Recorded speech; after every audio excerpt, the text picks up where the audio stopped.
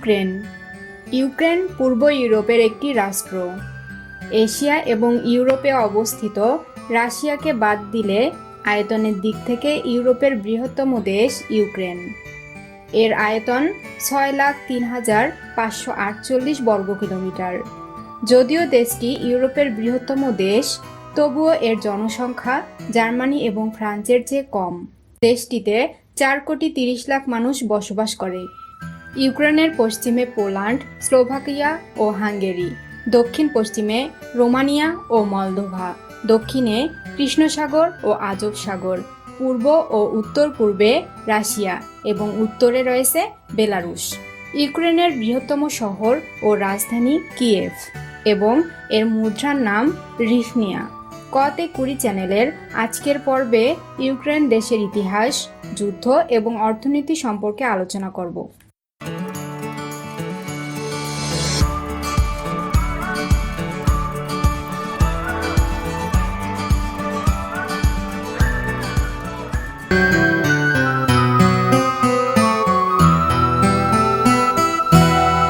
ইউক্রেনকে অনেক রাশিয়ান তাদের জাতির ছোট ভাই হিসেবে দেখেন এবং মনে করেন ইউক্রেনীয়দের আচরণ ও সেরকম হওয়া উচিত।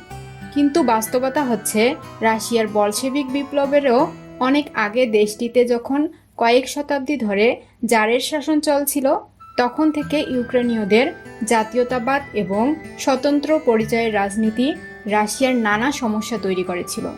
1917 সালে রাশিয়ার সেন্ট পিটার্সবার্গে বলশেভিক বিপ্লব হয়।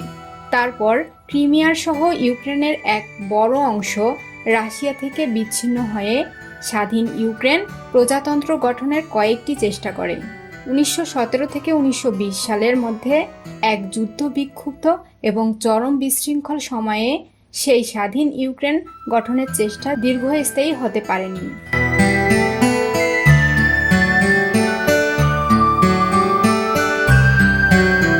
লেনিনের নেতৃত্বাধীন সোভিয়েত সরকার স্বাধীন ইউক্রেন গঠনের চেষ্টাকে দমন করে।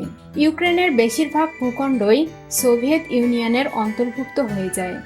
অন্যদিকে পশ্চিম ইউক্রেনের কিছু অংশ পোল্যান্ড, চেকস্লোভাকিয়া আর রোমানিয়ার মধ্যে ভাগাভাগি করা হয় এবং সোভিয়েত ইউনিয়নের অংশ হিসেবে ইউক্রেনের নাম হয় ইউক্রেনিয়াম সোভিয়েত সোশ্যালিস্ট রিপাবলিক। অবশেষে 7 দশকেরও বেশি সময় পর সোভিয়েত ইউনিয়ন ভেঙে যাওয়ার মধ্যে দিয়ে 1991 সালে জন্ম হয় স্বাধীন ইউক্রেন রাষ্ট্র।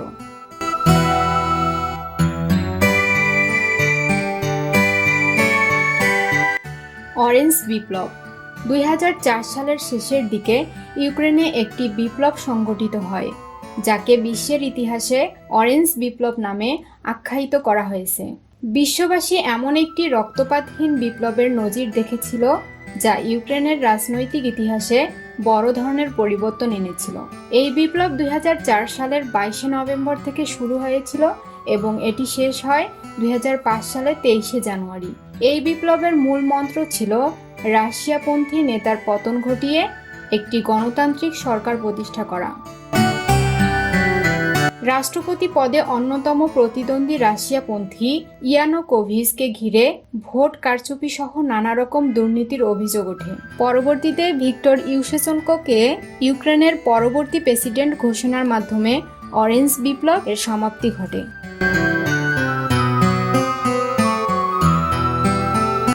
ইউক্রেন একটি উন্নয়নশীল দেশ।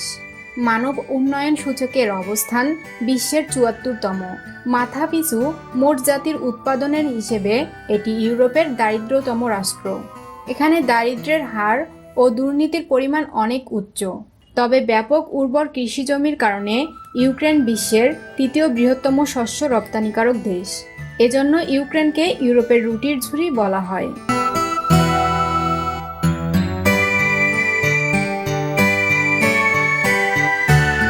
ইউরোপের অধিকাংশ এলাকা কৃষিকাজের উপযোগী উর্বর সমভূমি নিয়ে গঠিত। ইউক্রেন খনিজ সম্পদে সমৃদ্ধ। দেশটির অর্থনীতি উন্নত এবং এর কৃষি ও শিল্প খাত যথেষ্ট বড়। এছাড়া বিভিন্ন কারণে ইউক্রেন একটি গুরুত্বপূর্ণ দেশ, যেমন ইউক্রেন বিশ্বের বৃহত্তম সূর্যমুখী বীজ উৎপাদনকারী দেশ। তারপরে রয়েছে রাশিয়া। এছাড়া এটি বিশ্বের বৃহত্তম গম উৎপাদনকারী দেশ। ইউক্রেনের উর্বর কালো মাটি এটিকে গম এবং অন্যান্য খাদ্যশস্য চাষের জন্য একটি আদর্শ জায়গা করে তুলেছে।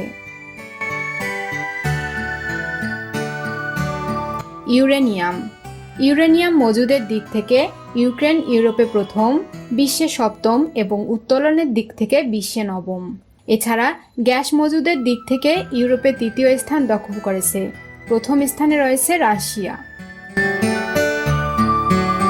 বিশ্বের গভীরতম পাতাল রেল স্টেশন রয়েছে ইউক্রেনে।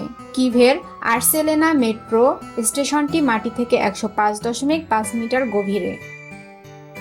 দ্য টানেল অফ লাভ কিয়েভের একটি আধা পরিত্যক্ত রেল লাইন।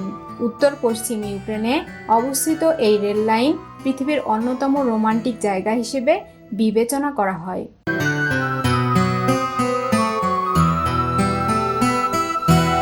বাংলাদেশ এবং বিশ্ব সম্পর্কে নতুন নতুন তথ্য জানতে আমাদের চ্যানেলটি সাবস্ক্রাইব করুন।